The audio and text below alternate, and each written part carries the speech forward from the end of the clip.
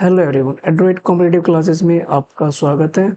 तो दोस्तों, Delhi police marathon class start कर चुके थे, 40 डेज मैराथन क्लास, जिसमें कि आज डे 2 है और हम परसेंटेज चैप्टर को कंटिन्यू करेंगे। तो आपके सामने आज का पहला क्वेश्चन, जैसा कि आपको पता है 25 क्वेश्चन की एक सीरीज हम स्टार्ट कर चुके हैं। तो आज हम करने जा रहे हैं क्वेश्चन नंबर 1। क्वेश्चन नंबर 1 में क्या कहा गया आपसे कि भाई आपके पास 1000 ये है बॉयज और 800 गर्ल्स हैं। इन्होंने कहा कि बॉयज की जो पासिंग परसेंटेज है वो 60% है, गर्ल्स की पासिंग परसेंटेज 50% है। आपको पता लगाना है कि टोटल ओवरऑल कितने बच्चे फेल हुए। अगर पास होने वाले 60% हैं तो बात करें फेल, तो 40% बॉयज फेल हुए एंड 50% गर्ल्स फेल हुई। तो बात करें कि 1000 का 40% क्या होगा, तो आप कह सकते हैं 400, और 800 का 50% क्या होगा, तो आप कह सकते हैं अगेन 400। टोटल हमारे पास अगर देखा जाए तो 800 बच्चे टोटल स्टूडेंट हैं जो फेल हुए। अगर हम बात करेंगे कितने बच्चे टोटल थे, तो 1800 टोटल स्ट्रेंथ थी, जिसमें से कि 800 बच्चे फेल हो जाते हैं। अगर हम परसेंटेज फाइंड करते हैं तो आप देख पा रहे हैं 400/9, यानी कि आप कह सकते हैं 44.4%, यानी कि ऑप्शन नंबर आपका सी यहाँ पर करेक्ट हो जाएगी। एक सिंपल सा क्वेश्चन था दोस्तों। चलिए नेक्स्ट क्वेश्चन की ओर बढ़ते हैं। Question number 2। ये सभी क्वेश्चन कुछ एक टॉपिक है जिसमें सभी एक क्वेश्चन एग्जाम से रिलेटेड है, यानी कि टॉपिक ही आपका एग्जाम रिलेटेड है, जिसमें कि फेल पास मार्क्स इस प्रकार के क्वेश्चन हम देखने को मिलेंगे। इन्होंने कहा कि भाई अगले क्वेश्चन में कि 40% मार्क्स हैं जो आपको पास होने के लिए चाहिए। यानी कि अगर मैं एक नंबर लाइन पे शो करूं, तो सपोज आपको पास होने के लिए 40% चाहिए, आपका पासिंग क्राइटेरिया है। पर एक बच्चे के आए हैं 220 मार्क्स और वो 20 नंबर से फेल हुआ। इस बच्चे के आए 220 नंबर और ये फेल हुआ है 20 नंबर से, यानी कि ये जो गैप है ये 20 मार्क्स का है। तो आपसे पूछा जा रहा है कि भाई मैक्सिमम मार्क्स क्या थे एग्जाम में, यानी कि एग्जाम जो था वो टोटल कितने मार्क्स का था, यानी कि आप कह सकते हैं कि आपको 100% की वैल्यू बतानी है। ये लड़का 220 मार्क्स लेके आता है और 20 मार्क्स से फेल होता है, यानी कि इसको पास होने के लिए 240 मार्क्स की आवश्यकता थी। और अगर आप बात करें कि पासिंग परसेंटेज क्या है, तो 40%, यानी कि आप कह सकते हैं 240 अपने आप में 40 के इक्वल है, तो डिवाइड में 40, और आपको टोटल मार्क्स निकालने तो मल्टीप्लाई 100 करेंगे। तो आप देख पा रहे हैं, आप कह सकते हैं कि 600 का ये टोटल एग्जाम था, यानी कि ऑप्शन नंबर सी यहाँ पे करेक्ट हो जाएगा। तो ये काम आपने सेकंड क्वेश्चन में करना। आई थिंक क्लियर हो गया होगा ये अच्छे से। तो चलिए चलते हैं क्वेश्चन नंबर 3 की ओर। थर्ड में क्या है, अगर देखा जाए तो इसने कहा कि भाई एक बच्चा है और उसके 20% मार्क्स आते हैं। फिर से हम फिक्स कर लेते हैं यहाँ कहीं कि भाई ये हमारा एक पासिंग परसेंटेज है। एक बच्चा है, उसके 20% मार्क्स आए हैं और वो फेल हो गया 30 नंबर से, यानी कि 30 मार्क्स से फेल हो गया। एक दूसरा बच्चा है, उसकी परसेंटेज आई है 32%, बट उसके जो मार्क्स हैं वो भाई पासिंग मार्क्स से 42 ज्यादा है। यानी कि एक कैंडिडेट 20% वाला जो 30 नंबर से फेल हो गया, एक कैंडिडेट 32% वाला जो 42 नंबर ज्यादा लेके आया। तो आपसे पूछा गया है कि भाई पास होने के लिए कितने परसेंट की आवश्यकता है, यानी कि ये वैल्यू परसेंटेज में कितनी है। तो अगर आप देखते हैं 20% से 32 पे जाने में, यानी कि कुल मिला के ये 12% को शो कर। और अगर मैं मार्क्स की बात करूं तो यहाँ से यहाँ तक रेंज कितने मार्क्स की है, तो आप देख पा रही हैं 72 मार्क्स की रेंज है। यहाँ पे एक कॉमन मिस्टेक जो देखी जाती है कि अक्सर हम, जैसे मैंने यहाँ पे 32 में से 20 माइनस कर दिया, तो जनरली देखा जाता है कि बच्चे 42 में से 30 माइनस कर देते हैं, बट जनरली ऐसा नहीं है। ये जो मार्क्स है टोटल यहाँ से लेके यहाँ तक एक रेंज है, यानी कि 30 मार्क्स ये और 42 मार्क्स ये। बट बात करें तो 20% यहाँ पे एक पॉइंट है और 32 यहाँ पे एक पॉइंट है, तो जो बीच का जो डिस्टेंस हुआ, जो गैप हुआ, वो 12% का है। तो क्या करना है समझते हैं। 72 मार्क्स अपने आप में 12% को शो कर रहा है, तो 1 मार्क्स की वैल्यू जो होगी वो 12/72% हो जाएगी। आपने सिंपल ये देखना है कि जो बच्चे 30 नंबर से फेल हुआ था, ये 30 जो है वो परसेंटेज में कितना है, तो मल्टीप्लाई आप 30 करेंगे तो आप देख पा रहे हैं 5%, यानी कि जो बच्चा ये 30 नंबर से फेल हुआ था इसे 5% मार्क्स और चाहिए। 20 तो लेके ही आया था, 5% इसे और मिल जाएंगे, यानी कि 25 पे ये पास हो जाएगा। इस क्वेश्चन में करने का एक तरीका और ये हो सकता है कि आपको पता है कि 20 पे ये फेल है और 32 पे ये मोर देन पासिंग मार्क्स ला रहा है, यानी कि आपकी जो पासिंग परसेंटेज है कहीं ना कहीं 20 और 32 के बीच में ही है। तो आप देख पा रहे हैं ऑप्शन डी ही एक ऐसा आंसर है जिसमें 20 और 32 के बीच में जो वैल्यू आ रही है, तो आप डायरेक्टली भी 25 पे मार्क कर सकते हैं। ठीक है, ये वही आपका आंसर हो जाएगी। तो चलिए क्वेश्चन नंबर हम चलते हैं 4 पे।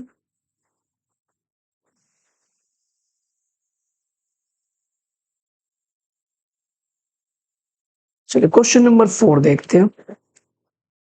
तो बात करते हैं, इसने कहा कि एक बच्चे के भाई मार्क्स आते हैं साइंस में 32% 300 में से, यानी कि 300 का एग्जाम हुआ और उसके मार्क्स आए 32%। इसने कहा कि भाई एक एग्जाम और होने वाला है 200 का, तो भाई मुझे यहाँ पे कितना गेन करना चाहिए ताकि जब मैं ओवरऑल 500 की 500 में से जब मैं परसेंटेज फाइंड करूं तो वो 46, यानी कि कुल मिला के एग्जाम हुआ है 500 का और मुझे चाहिए 46%।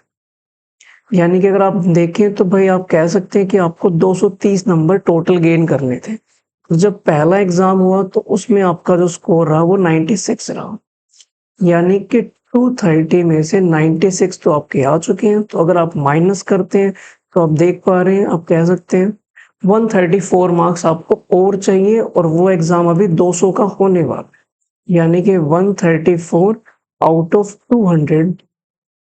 तो आप कह सकते हैं कि आपकी जो परसेंटेज है वो 67 आपको गेन करनी होगी, यानी कि ऑप्शन नंबर बी यहाँ पे करेक्ट होगा। दोस्तों जैसे कि आप देख पा रहे हैं कि 300 में से तो भाई मेरे 32% आ गए, तो मुझे बाकी के 200 में से मुझे 67% गेन करना होगा ताकि मेरी ओवरऑल परसेंटेज 46 हो जाए। ठीक है, एक नॉर्मल सा क्वेश्चन है, जनरली हम अपने लाइफ में भी और जीवन में भी कैलकुलेट करते हैं कि भाई अगर हमने इतने एग्जाम दे दिए तो बाकी नेक्स्ट एग्जाम में कितना गेन करेंगे, हमारी परसेंटेज वो बन जाए जो डिजायर्ड है, जो हम चाहते हैं। तो कुछ ऐसा ही क्वेश्चन था ये। क्वेश्चन नंबर हम 5 की तरफ बढ़ते हैं। 5 की बात करें तो भाई इन्होंने कहा कि 3 सब्जेक्ट है, 100 नंबर का एक सब्जेक्ट है और 60% मार्क्स आए फर्स्ट में, 80% आए सेकंड में और 70% हम चाहते हैं एग्रीगेट, यानी कि मतलब क्या हुआ भाई, पहला पेपर हुआ मेरे 60% मार्क्स आए, दूसरा पेपर हुआ मेरा स्कोर आया 80%, थर्ड पेपर हुआ अभी मुझे नहीं पता है कि कितना आना चाहिए, लेकिन मुझे ही पता है कि ओवरऑल जब मैं परसेंटेज निकालूं तो 300 में से मेरे 70% आने चाहिए, यानी कि मैं पहले ही कैलकुलेट करके बैठा हूं कि मुझे 210 नंबर तो चाहिए। पहले एग्जाम में मेरे 60 मार्क्स आ चुके हैं, दूसरे एग्जाम में 80 आ चुके हैं, कुल मिला के आपके 140 मार्क्स तो आ चुके हैं, यानी कि अभी भी आपने 70 मार्क्स स्कोर करना है थर्ड एग्जाम में। तो 100 में से 70 आप स्कोर कर रहे हो, इसका मतलब भाई ये अपने आप में 70% है। कोई भी वैल्यू जो आउट ऑफ 100 आप बात करेंगे वो डायरेक्टली परसेंटेज को ही शो करता है, यानी कि आपका जो आंसर होगा वो यहाँ पे डी ऑप्शन करेक्ट हो जाएगा। उम्मीद करता हूँ भाई समझ में आ रहा होगा अच्छे से। चलिए नेक्स्ट क्वेश्चन की ओर बढ़ते हैं। क्वेश्चन नंबर है 6, कॉमन नंबर। कॉमन नंबर का यहाँ पे क्या मतलब है समझते हैं। दोस्तों जैसे कि आपसे मैं कहूँ कि क्लास में सपोज कुछ बच्चे हैं जो फुटबॉल खेलते हैं, तो सपोज मान लीजिए क्लास में हम एक एग्जांपल लेता हूँ मैं, टोटल हमारे पास क्लास में 30 बच्चे हैं। मैंने कहा कि भाई फुटबॉल वाले कितने बच्चे हैं, तो सपोज 20 बच्चों ने हैंड रेज किया। मैंने कहा टेनिस खेलने वाले कितने बच्चे हैं, तो सपोज हो सकता है 15 बच्चों ने हैंड रेज किया। अगर आप देखें इस हिसाब से तो हमारे पास 35 स्टूडेंट हो गए, बट एक्चुअल में हमारे पास टोटल 30 है, यानी कि 5 स्टूडेंट ऐसे होंगे जो फुटबॉल एंड टेनिस वाले होंगे, यानी कि कॉमन होंगे। तो यहाँ से एक आप नॉर्मल फॉर्मूला याद रखेंगे कि जो यूनियन होता है, यानी कि जब हम बात करेंगे फुटबॉल और टेनिस को आप शो करेंगे यूनियन से। ये हो गया football plus tennis minus football intersection tennis. ये एक सिंबल है जो आप शो करते हैं कॉमन को, यानी कि एफ और टी में क्या कॉमन है। तो एग्जैक्टली हम यहाँ पे इसी फॉर्मूले का यूज करते हैं। इन्होंने कहा भाई 52% बच्चे हैं जो हिंदी में फेल हो गए, यानी कि एक तो हिंदी की बात हो रही है, 42 इंग्लिश में, सेकंड चीज आ गई इंग्लिश, और 17% है जो दोनों में फेल है।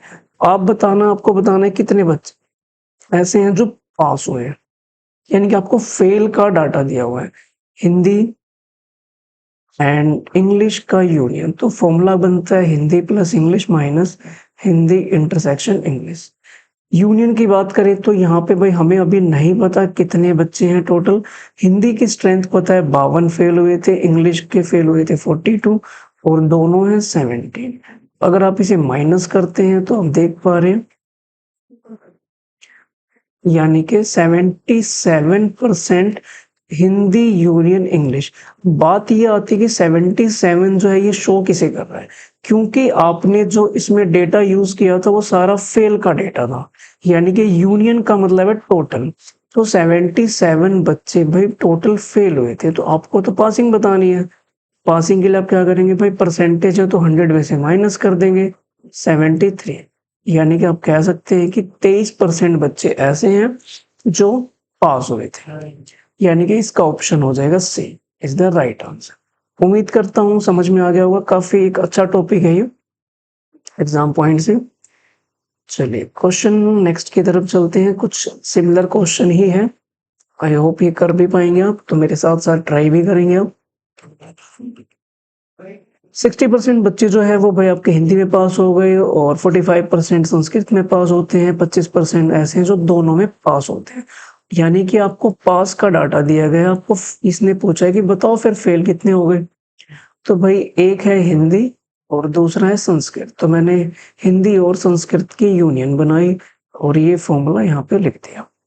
ठीक है, यूनियन तो हमें पता नहीं, तो भाई हिंदी की वैल्यू पता है 60, संस्कृत की पता है 45, यूनियन की बात करें तो 25 है, जोड़ने पे 105 माइनस 25, यानी कि आप कह सकते हैं 80%। अब ये 80% किस बात को शो कर रहा है, क्योंकि सारा डाटा पास का था तो ये वैल्यू पास को शो करेगी, और आपको तो फेल का बताना था, तो आप कह सकते हैं 100 में से माइनस कर दो भाई 80 को, यानी कि 20% बच्चे ऐसे थे जो फेल हो गए।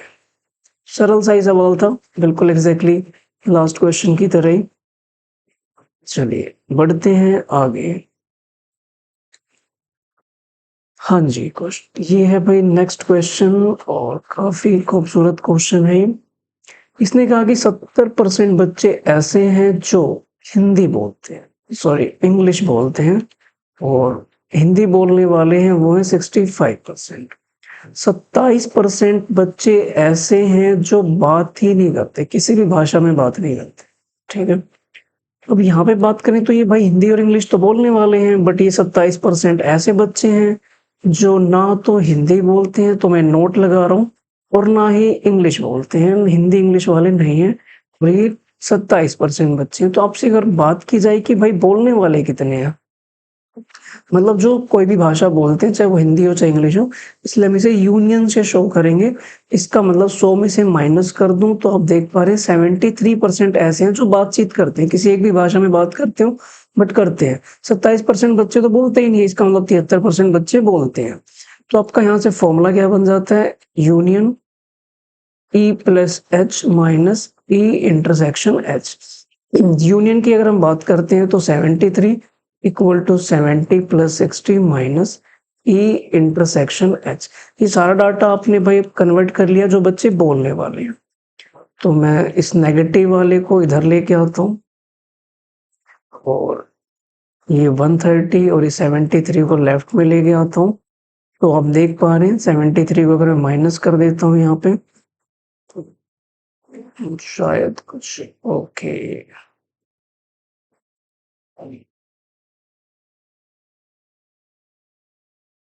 ये सॉरी 65 था, तो अगर हम ऐड करते हैं तो ये 135 हो जाएगा। और अगर मैं इसमें से माइनस करता हूं तो हम देख पा रहे हैं कि यार आपका 62%, यानी कि बी ऑप्शन आपका करेक्ट हो जाएगी। ठीक है, यानी कि 8 का आपका बी ऑप्शन बिल्कुल करेक्ट है।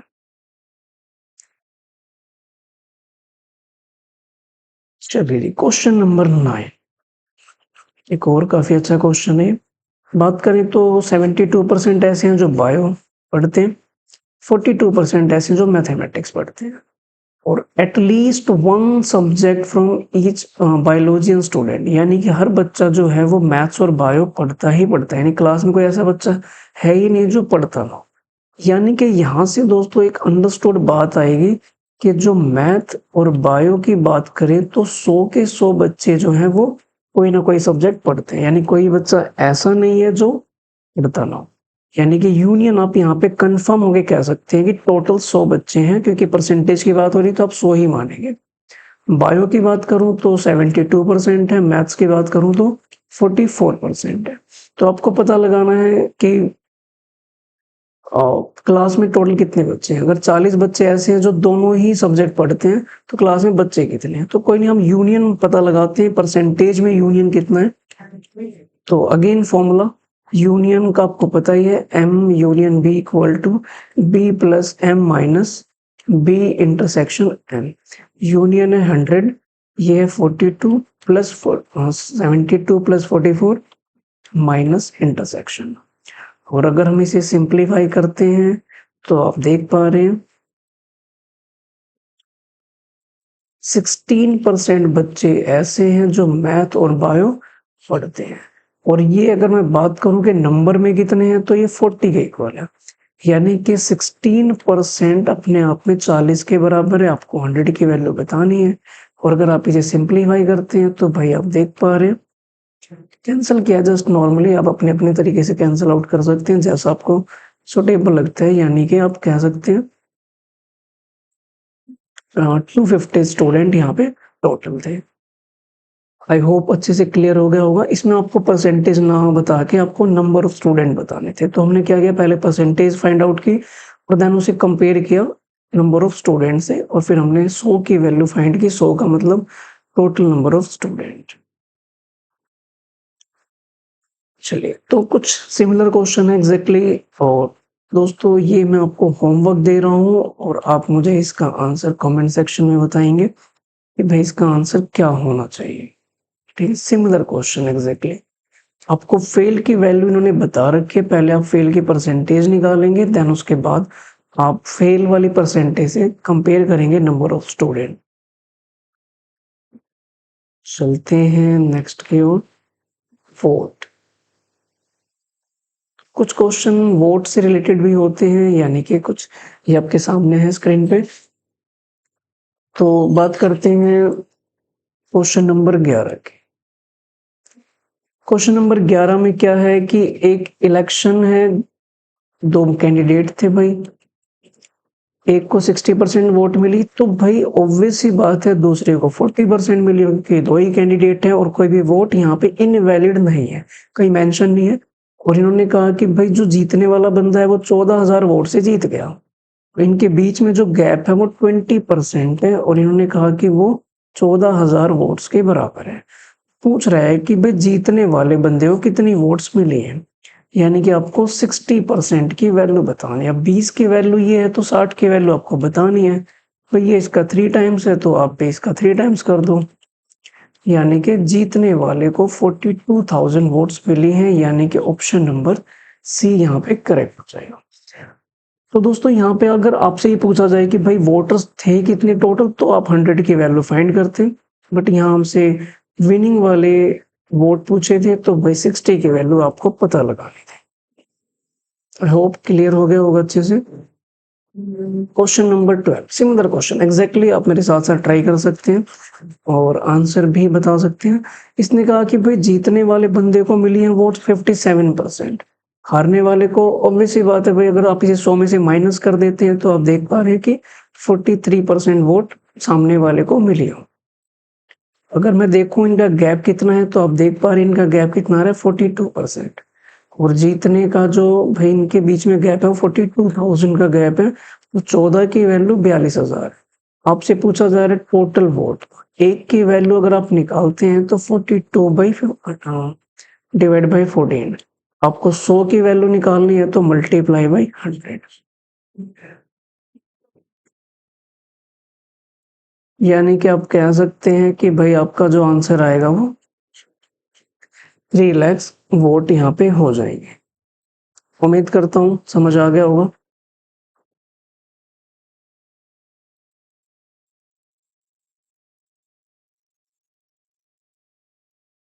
चलिए क्वेश्चन नंबर बात करते हैं 13 के।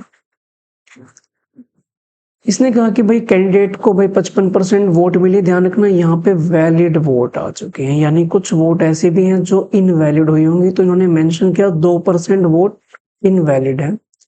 और टोटल हमारे पास थी 1,04,000 वोट अवेलेबल थे, जिसमें से 2% तो इनवैलिड हो गए। अगर आप इनवैलिड माइनस कर देते हैं तो भाई 1,04,000 का अगर आप 2% निकालते हैं तो आप देख पा रहे हैं, यानी कि 2,080 वोट ऐसी थी जो खराब, यानी कि इतनी वोट हमारे पास थी जो वैलिड है। अब इसमें से भाई जीतने वाले को जो विनर था वो 55% ले गया, और आपको यही बताना है कि भाई वो कितनी वोट जो है वो इन फेवर, जो इस कैंडिडेट के फेवर में कितनी वोट आई है, यानी कि आपको इसका 55% आपने बताना। तो मैंने 5 के टेबल से कट किया, ये अगेन इसे कट किया तो कुछ ही आया, फिर इसकी 11 से मल्टीप्लाई। अब 11 से मल्टीप्लाई का सिंपल सा रूल है कि भाई आप इसे कुछ इस तरीके से लिख दें, सेम नंबर को आप इस लिख देंगे, लेकिन यहाँ की डिजिट आपने नहीं लिखनी, यानी कि आप कह सकते हैं 56,056, यानी कि ऑप्शन नंबर आपका यहाँ पे डी करेक्ट हो जाएगा। नेक्स्ट क्वेश्चन है 14। इन्होंने क्या कहा भाई 8% वोट हैं जो वोट डालने ही नहीं आए। अक्सर ऐसा होता है कि भाई 100% वोटिंग कभी भी नहीं होती, अक्सर देखा गया ऐसा।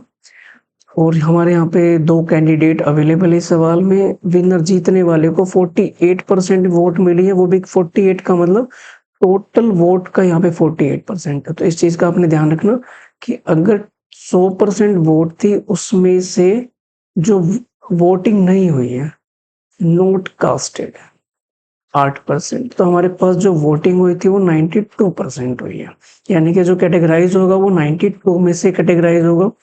अब इन्होंने क्या कहा कि भाई जो जीतने वाला बंदा है, एक ये विनर है, एक तरफ लूजर हो।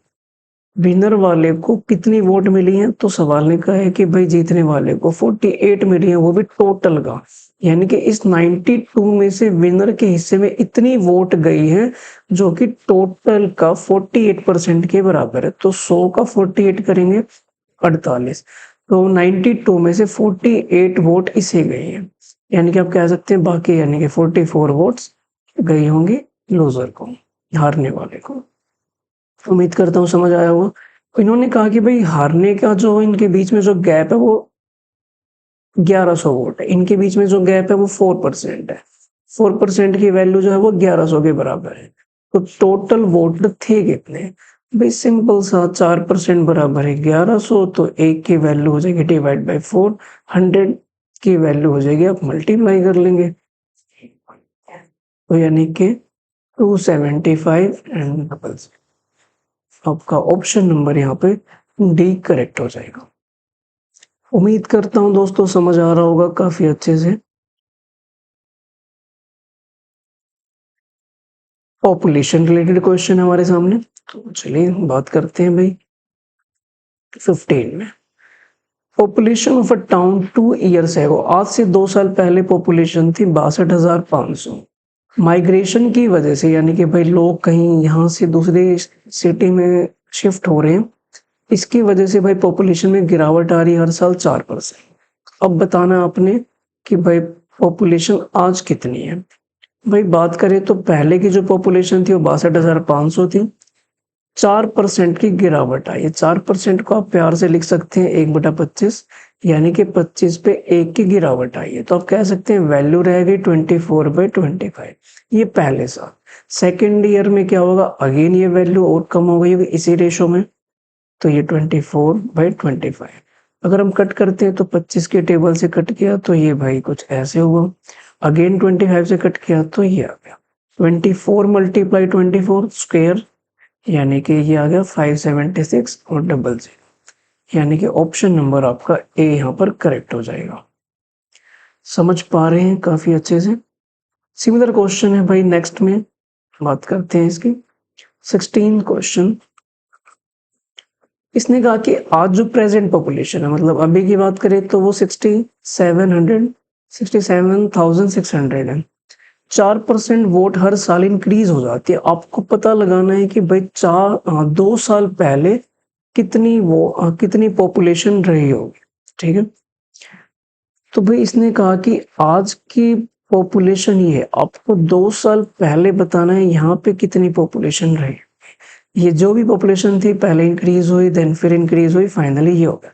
सपोज हम मान लेते हैं 2 साल पहले एक्स पॉपुलेशन रही होगी, तो हर साल क्योंकि 4% इंक्रीमेंट हो रहा है, 4% को आप फिर से लिख सकते हैं प्यार से 1/25। 25 पे 1 इंक्रीज हो रहा है, मतलब कि 26/25। एक बार और इंक्रीज हुआ, यानी कि 26/25। फाइनली इंक्रीज होते आज की जो पॉपुलेशन है वो इतनी हो चुकी है।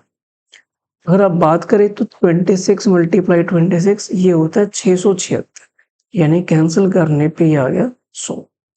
और डिवाइड में डिनोमिनेटर की बात करें तो ये हो जाएगा 625, क्रॉस मल्टीप्लाई करते हैं तो 625 100, यानी कि आपका ऑप्शन नंबर ए यहाँ पर करेक्ट हो जाएगा।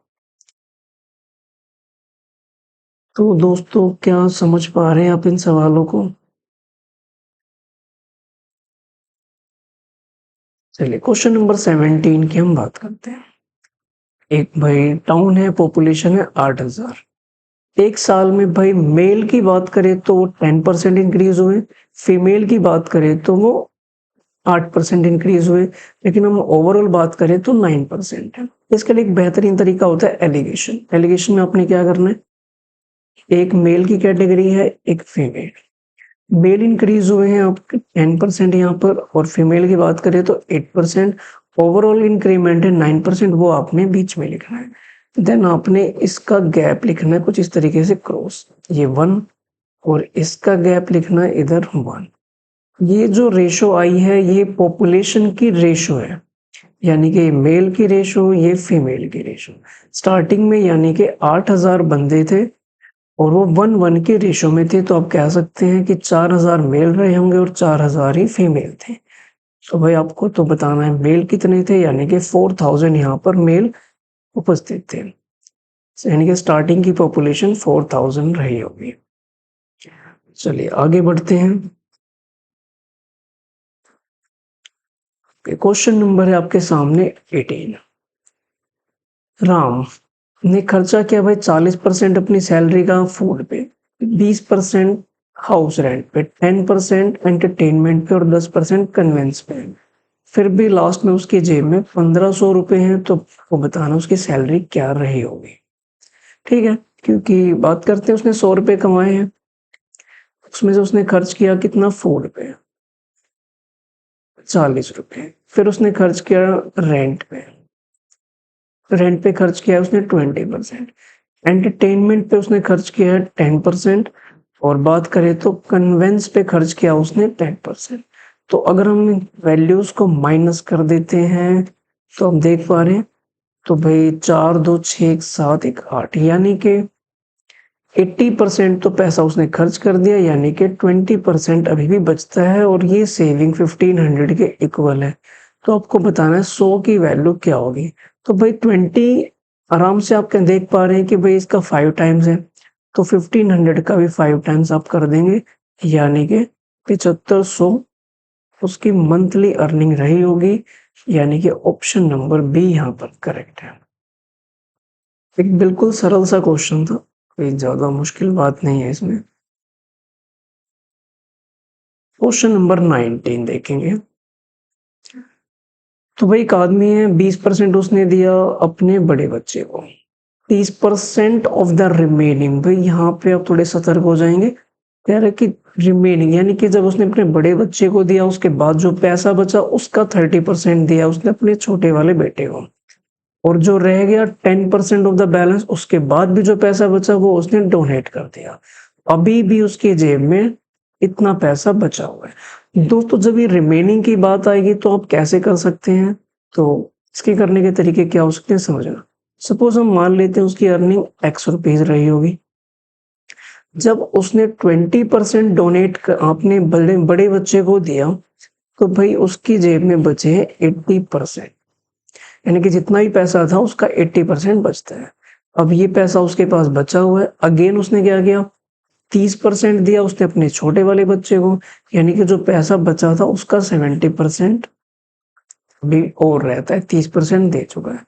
अब इसके बाद उसने क्या किया 10% डोनेशन में दे दिया, यानी कि अभी भी उसके पास 90% पैसा रहता है। ये जो बचा हुआ पैसा है उसका 70 देन अगेन उसका 90, फाइनली हम उसके पास जो है वो 10,080 रुपए रहते हैं। आपने सिंप्लीफाई करके एक्स की वैल्यू बतानी है, तो ये जीरोस तो कैंसिल सारी, ठीक है। उसके बाद अगर हम देखें तो 9 के टेबल से आप कैंसिल कर सकते हैं, ये एक पे गया देन एक पे, ठीक है। 8 मल्टीप्लाई 7 होते हैं 56 से कट करते हैं तो ये सीधा 20 पे जाएगा, और नीचे अगर हम बात करें तो हमारे पास 3 जीरो अवेलेबल है और क्रॉस करते हैं तो 20,000 ये उसकी इनकम आ जाएगी। मतलब 20,000 में से उसने कुछ इस तरीके से डिस्ट्रीब्यूशन किया, एल्डर को, फिर उसके अपने यंगर सन को, कुछ डोनेशन में, और ये पैसा जो था वो बचता गया, यानी कि 3 जगह ये डोनेट करने के बाद ये पैसा बचते हुए फाइनली इतना बचा हुआ था, और उसकी जो अर्निंग थे वो 20,000 थे। चलिए आगे बढ़ते हैं क्वेश्चन नंबर 20 पे।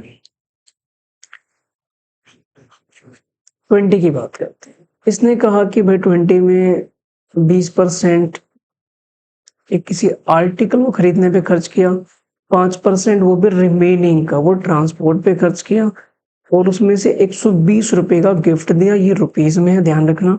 अभी भी उसके पास 1400 का अमाउंट रहता है, तो उसने ट्रांसपोर्ट पे कितना खर्च किया होगा। सपोज मानते हैं कि भाई 100 रुपए है उसकी जेब में, 20 कहाँ पे खर्च हुए आर्टिकल पे, अभी भी रहते हैं 80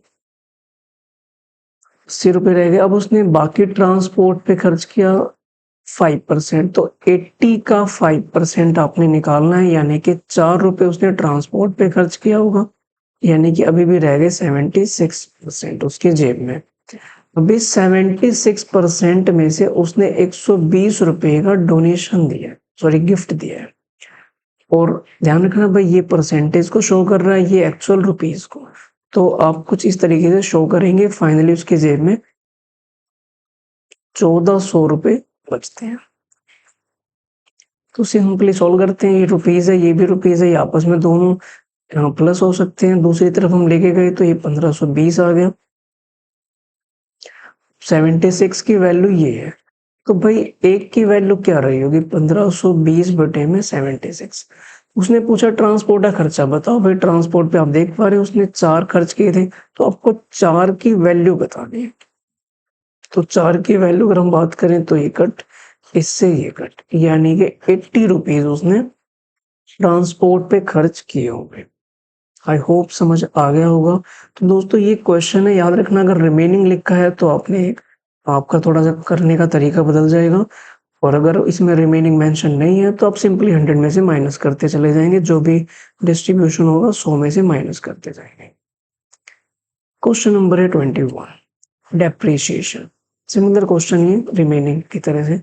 जनरली आप कार लेते हैं तो जब भी कभी वैल्यू डेप्रिशिएट होती है तो हर साल उसकी वैल्यू धीरे धीरे घटती जाती है, तो कुछ उसी प्रकार का क्वेश्चन है। इसने कहा कि भाई 20% वैल्यू हर साल कम हो जाती है, 3 साल बाद ये बताओ आपकी वैल्यू कितनी कम हो जाएगी। 2 क्वेश्चन बनते हैं, एक तो ये कि वैल्यू बची कितनी है, मतलब मैं अगर सेल करूंगा तो कितने परसेंट मिलेंगे, एक होता है कि वैल्यू में गिरावट कितनी आई है। सपोज मान लीजिए 100 रुपए की कोई चीज थी, आपने पहले साल 20% का इसमें डिक्रीमेंट किया, डिक्रीज किया, तो ये रह गया 80। देन नेक्स्ट ईयर आपने फिर से 20% माइनस किया। ध्यान रखेंगे आप 20 माइनस डायरेक्टली नहीं करेंगे, 80 का 20% माइनस करेंगे, तो 80 का 20% ये हो जाएगा 16 रुपीज। तो आपके जेब में रह गए 64। ये फर्स्ट ईयर एंड पे 80 रुपए रह गए, सेकेंड ईयर एंड पे वो 64 रह गए। देन अगेन आपने 20% माइनस किया, तो इसका 20% आप माइनस करते हैं, तो यानी कि 12.8 फिर से माइनस करेंगे, तो आप देखेंगे कि आपके पास जो वैल्यू बची है वो 51.2%। ये थर्ड ईयर के एंड पे ये वैल्यू बची है। तो 100 रुपए की चीज आपके पास सिर्फ इतने की रह गई, तो भाई कितनी गिरावट आई है? 48.8% की कमी आई है। और आपसे यही पूछा गया था कि भाई कितनी कमी आई है। तो ध्यान रखना, ऑप्शन में दोनों चीजें मेंशन है, और आपने भाई ध्यान रखना है, सतर्क रहना है कि गलती से बाय मिस्टेक कोई ह्यूमन एरर ना हो कि आपने आंसर तो फाइंड आउट ठीक किया, लेकिन मार्क गलती से कुछ दूसरा हो गया। तो ये बड़ी कॉमन सी समस्या रहती है एग्जाम में, तो आप इस चीज का बड़ा ध्यान रखेंगे। चलिए, क्वेश्चन नंबर है 22। काफी अच्छा क्वेश्चन है भाई एग्जाम के पॉइंट ऑफ व्यू से। 22, इसने कहा कि price of an article increase by R%। इस बार भाई कोई नंबर ना देके इसने R% यूज किया। नेक्स्ट में क्या हुआ कि उसने फिर डिक्रीज कर दिया, पहले इंक्रीज किया देन डिक्रीज कर दिया। फाइनली वो चीज अब 1 रुपए की रह चुकी है। बताना भाई उसका ओरिजिनल प्राइस क्या था? तो भाई मैंने प्यार से उसे एक्स का नाम दिया। पहली बार में R% इंक्रीज हुआ। आपको याद है जब आपने भाई 10% डिक्रीज किया था, एक क्वेश्चन में अभी लास्ट में किया था, तो हमने 90 लिखा था कि अब 90 वैल्यू रह गई। यानी कि 100 में से हम प्लस कर देते हैं, माइनस कर देते हैं अकॉर्डिंगली, अगर इंक्रीज हो रहा है डिक्रीज हो रहा है। यहाँ पे वैल्यू बढ़ रही है, तो हम कह सकते हैं फाइनली जो मेरे पास वैल्यू आई है वो 100 प्लस R और डिवाइड बाई 100। ये भाई आपके पहली बार इंक्रीमेंट होने के बाद की वैल्यू है। सेकेंड टाइम आपने भाई डिक्रीज कर दिया, तो आप क्या करेंगे? 100 में से माइनस कर देंगे R को, यानी कि ये डिक्रीज होने के बाद। ऐसा करने के बाद अब वैल्यू रह गई ₹1 के इक्वल। बस खत्म ही समझो इस सवाल को, कुछ खास बचा नहीं है।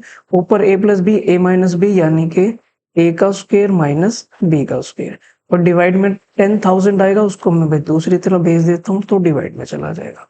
x की वैल्यू अगर मैं फाइंड करता हूँ, तो 10,000 divide by 10,000 minus r square, यानी कि आपका ऑप्शन नंबर आप देख पा रहे हैं डी यहाँ पर करेक्ट हो जाएगा।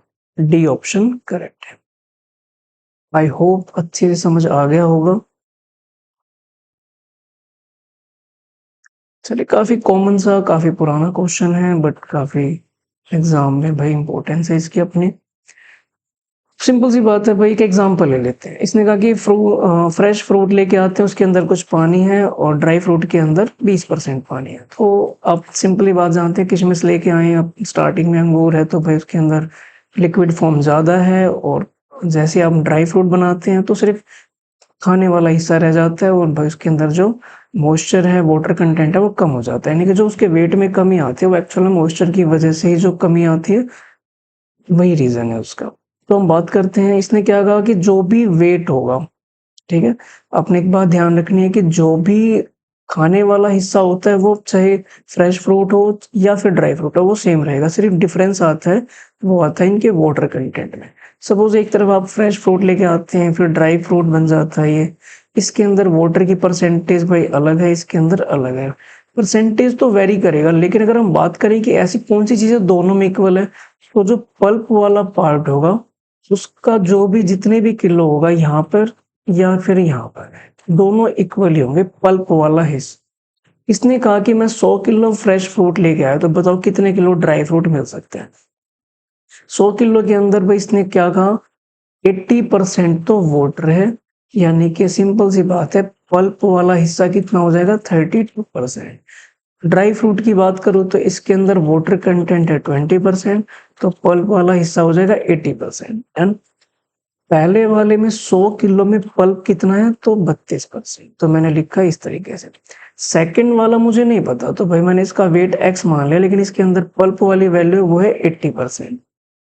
तो कुछ इस तरीके से लिखा भाई, 100 से 100 कैंसिल, उसके बाद बात करी तो 0 से 0 कैंसिल, 8 से कट करी तो ये 4 पे गया, यानी कि 40 इक्वल टू x, यानी कि सिर्फ ड्राई फ्रूट जो है वो रह जाएगा 40 kg। ये इसका आंसर हो जाएगा। उम्मीद है समझ आ गया होगा अच्छे से। 24 डेप्रिसिएशन। भाई price of motorcycle depreciate every year 10%। हर साल भाई मोटरसाइकिल की वैल्यू 10% गिर जाती है और 3 साल बाद उसकी वैल्यू मेंशन है इतनी रहेगी। तो बताओ ना भाई आपने बाइक खरीदी कितने की थी? देन अगेन हम एक्स मान लेते हैं, 10% की कमी आ रही है, 10% मतलब प्यार से 1/10, 10 पे हर साल 1 की कमी आ जाती है तो आप कह सकते हैं 9/10 रह गया। Next year again 9/10, next year again 9/10, finally ये वैल्यू रहेगी 36,450, ये रहेगा। अब ये आपने सिंप्लीफाई करना है। सिंपली 9 से अगर मैं कट करता हूँ तो ये आ गया, देन अगेन 9 से कट करता हूँ तो ये आ गया, फिर 9 से कट करता हूँ तो ये आ गया। अब अपने अपने तरीके से भाई कैसे भी इसे कट करने का तरीका आपका अपना रहेगा। 50,000 इज द राइट आंसर, यानी कि जो बाइक थी वो 50,000 की है और 3 साल बाद वो 36,450 के बची हुई है। अगला क्वेश्चन बेहद ही सिंपल, आसान सा, प्यारा सा, खूबसूरत सा। 25 12% कॉपर है, किसी भी एलॉय के अंदर 12% कॉपर है। आपको 69 केजी कॉपर चाहिए, तो यानी कि आप सपोज कितना भी लेके आएंगे उसके अंदर 12% कॉपर निकलेगा और वो 69 के इक्वल होना चाहिए। तो भाई आप एलॉय कितना लेके आएंगे, सपोज x केजी ले आए, उसके अंदर आप 12% कॉपर फाइंड करेंगे और वो होना चाहिए 69 के इक्वल। बस वेरी सिंपल क्वेश्चन। 4 से कट किया ये 3 पे गया, ये 25 पे, 3 से इसे कट किया ये 23 पे। x की वैल्यू है 23 मल्टीप्लाई 25, यानी कि आप देख रहे हैं लास्ट यूनिट डिजिट जो है 5 और 3 की मल्टीप्लाई 15, 5 एक में ही आ रहा है, यानी कि ऑप्शन नंबर बी आपका करेक्ट हो जाएगा, 575। तो भाई ये थे आज कुछ क्वेश्चन, परसेंटेज के क्वेश्चन है, यानी कि टोटल हमने 50 क्वेश्चन डिस्कस कर लिए हैं। इसके अलावा दोस्तों हम लास्ट में जब ये 40 डेज मैराथन कंप्लीट हो जाएगा देन हम कुछ मॉक टेस्ट भी अटेम्प्ट करेंगे, ताकि आपको एग्जाम में कैसे क्या अटेम्प्ट करना है, एग्जाम के क्वेश्चन का लेवल कैसा रहेगा, उनकी भी हम चर्चा करेंगे। फिलहाल अभी एक फाउंडेशन की फॉर्म में हम ये चैप्टर करा रहे हैं, सीरीज करा रहे हैं, ताकि एक थोड़ा सा आपको फैमिलियरिटी हो जाए, एग्जाम के अकॉर्डिंग आप समझ भी जाएं क्वेश्चन का क्या पैटर्न रहेगा और एक्चुअल प्रीवियस ईयर में कैसे सवाल पूछे गए थे हम उनकी चर्चा भी करेंगे जब हम टेस्ट सीरीज कंडक्ट करेंगे। ठीक है, तो इस क्लास में इतना ही, मिलते हैं नेक्स्ट वीडियो में। ठीक है, तो thanks for watching, thank you very much, मिलते हैं नेक्स्ट वीडियो में।